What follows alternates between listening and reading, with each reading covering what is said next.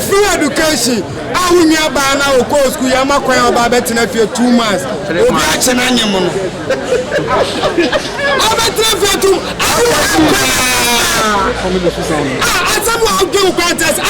In the system. Africans, we are born to create. Africans, we are born to use our hands, use our medulla oblongata, and general fire.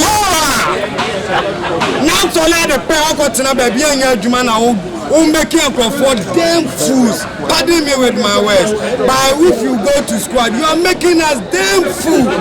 Instead of using our hands, you should have learned something like free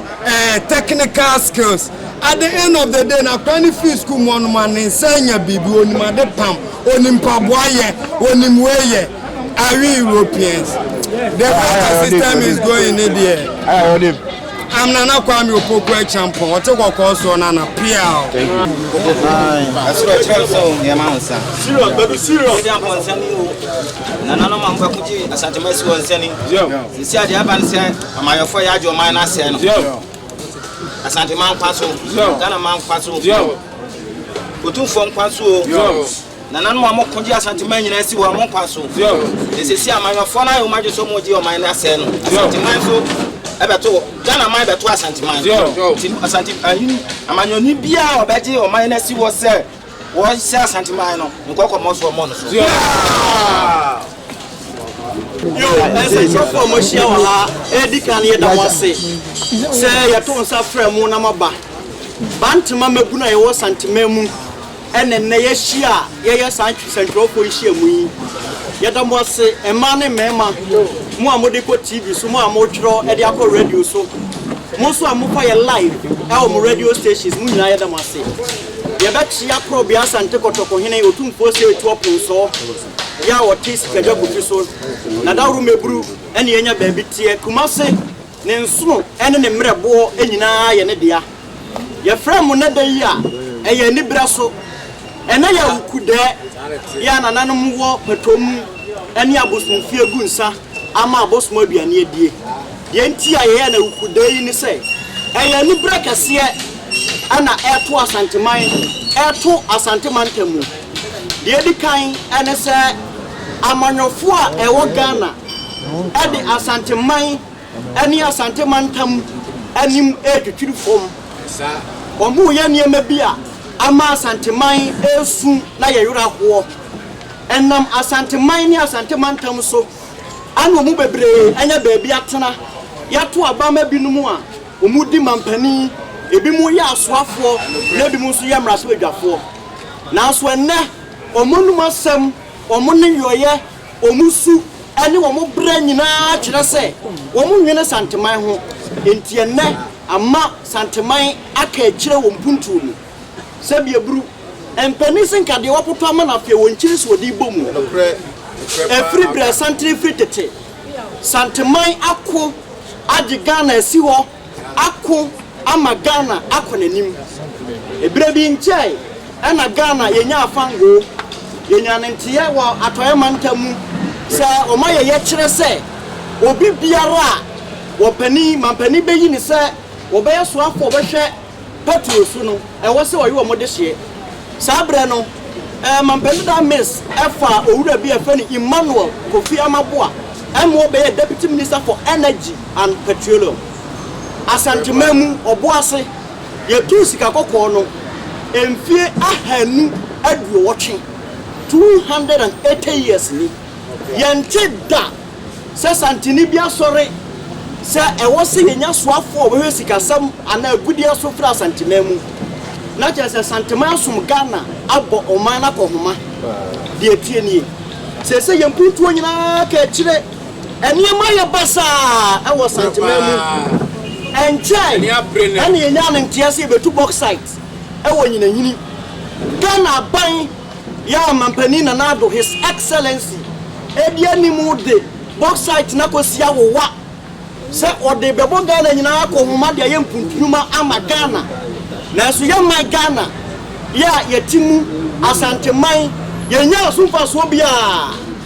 empanize se bia buru wo kantam kese du amnamu apie enchai owura bi si ase afa no wan mafo se de ndie ko gina ba bi kansem bi mi boni di kura se bia buru na me humete ko gina ba bi kansem bi se santeman kura no Ghana eje fa ahudie na se bia buru santeman ye ni chefa wom ne mpuntu nyina no wo se koso ewo epoye mantem abusuafo asem no ya asem a enyan na bon na yeteye no ya susu se sa pani bia nyame ama ne fie na se benko ma ne pani dwene obeka sa asem wi asem o kan ye no o metwensan se wanka ne yie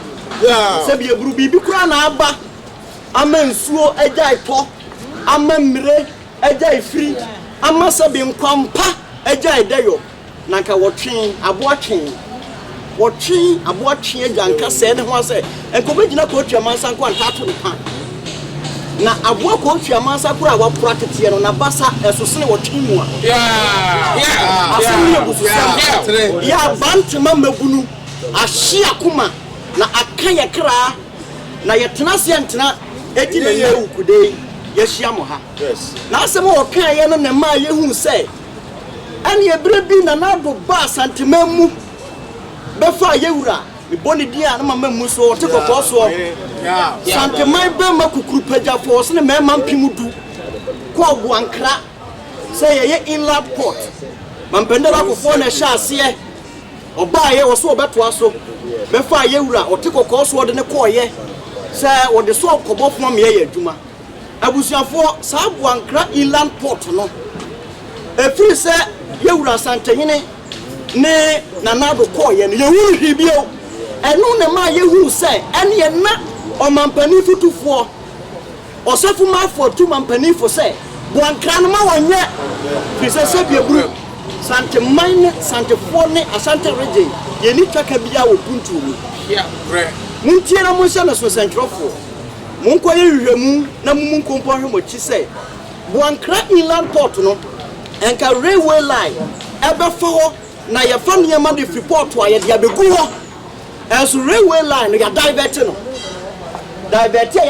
ne se ya dane kwan no de free bu ankra ho no ye de ayira fa kire e de akofa sokoban de desua e de akopie ekurofoforo so a tese ho no amfa ho kura abusuafo asem a ye kan ya asem kese a ye de tu mampani anim se ye nim se ono de ono kura na kan ye se santema ye MPP dia MPP ye santema dia ise obi a wonsu abakosam no obeka se MPP efiri baby fufuro eye santema na MPP firimu santema na MPP afuruma temonsha na so se obi a wonima abakosam na beka se ye ni twaka ewo MPP amanyokuo ni budget ye twa mu be ye nan no na ewom se mpuntunuma bi koso wa Asante mantem de di kan aye Angroga fly over na wo budget nim enso ye wu hwe se mi twam tora munko na munko hwe Angroga ho se fly over no wo ha ye de su ni aye airport runabout fly over enu so enu anwumre me ko ho ansa na de betini enye ense trofo mu ya munko hwe ya mo meka nkyere me na so make am sesa no de to su bio eye swami interchange na budget ni mu eye santema sika gold ani ye de hwe Ghana nyina eye box site ye betu na mampani dia kosia wo wa sign no hydra wo so de be yempuduma abusuafo Asantefo ye di bienye yana ye di Santema ye di bienye yana sai ana se di MPP aban aye ye pamu de to so bio ye so pola interchange a mampenda da akofo ebe hye ase oba ye no koi enisi afo na chane to so so be wona ne waja wuni aja kudura na obom mampenda da mess beto aso do mama ba ye na nse ya okoye beto aso na na duba ye interchange ne da wa ye nyanwie eye bone be na Santema ya ye abanya wosisu ene abanya hodo abetwem abusuafo mu ka bi maye anya say up to now ye nyie so fola interchange no ebio se wo hwe empomodini ho kyekye ya mampenda da mess breso oboa ma ye aferi eye regional military hospital ma ye wo ye no sabi eburu fofi antoata no dware abamo okona kura odane toy o mampenda da ya ono so ko na sia mama ba ye oto aso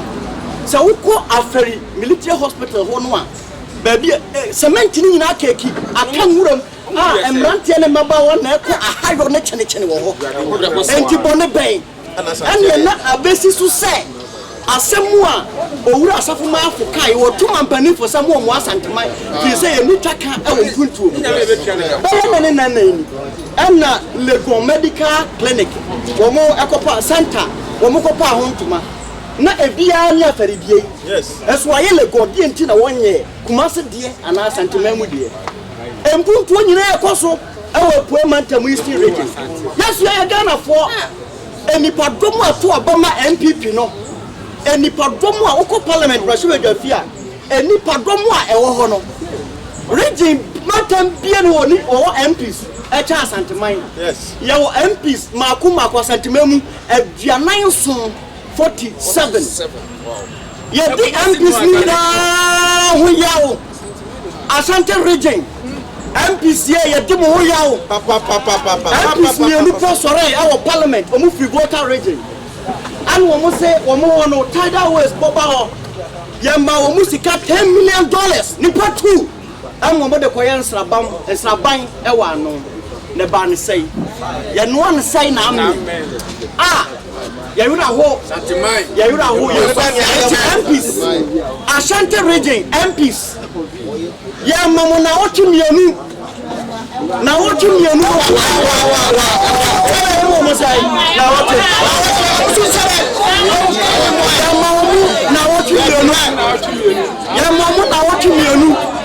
omumra bonti meni omuwano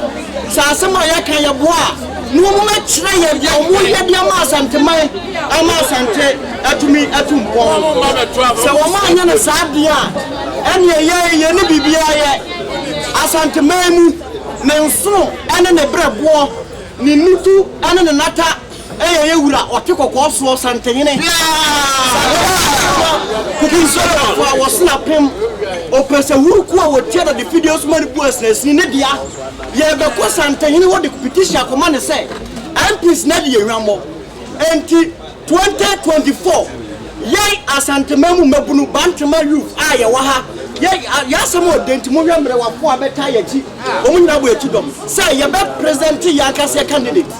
ya de wo mo be ko Santehene wo na ye wura akwaje ye wura ho ani onyam ne nhira na ye wura Santehene e hira ye wi a ya de wo mo aba se mampene na ado ene ne nkurofo na wani ahwa Asantema a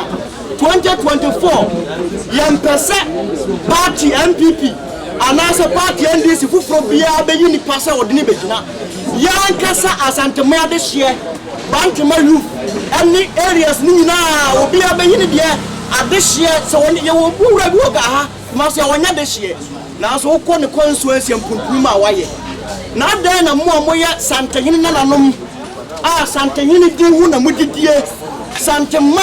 ana ye arewa kese a munsada mudidie hwamo enti ye body to fa ne ye tanitia se na wote mienu anti samu Ashanti region mumra na mayi mano anya sa ye besama mu na ye yanketwa mo fa asem we efiri ekwa beko bibi ba Entimuba Shanimu. Yeah. That's a group. Sika John Shramo.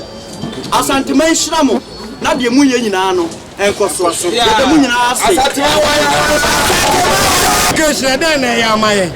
Free education. I will near Bana or Coast Kuyama Kwaya Babet in a few 2 months. Action animal.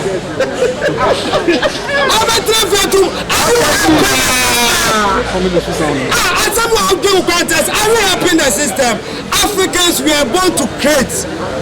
Africans, we are born to use our hands, use our medulla oblongata, na geno fire. Now to let the power to baby and your Jumana who making for damn fools. Pardon me with my words. But if you go to squad, you are making us damn fool. Instead of using our hands, you should have learned something like free technical skills. At the end of the day, na kwani free school man insanya bibi onimade pam onimpaboye onimweye are we Europeans. The system is going in there. I'm Nana Kwame Opoko champion. What you call so Nana Piao.